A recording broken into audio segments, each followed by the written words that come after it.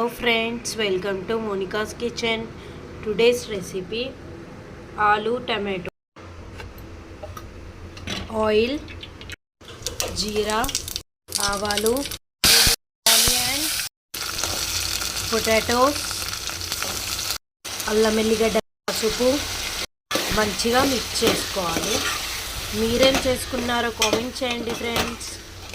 తగినంత ఉప్పు, గడ్డలలో టమాటో, కొంచెం కారం, కొంచెం కుడుక పొడి, కొంచెం ధనియాల పొడి, ఆలు ఉడకడానికి కొన్ని వాటర్ వేసుకోవాలి.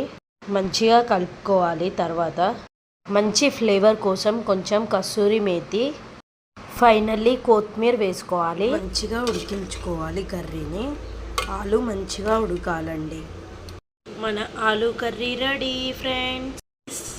Please share, subscribe, like my channel friends.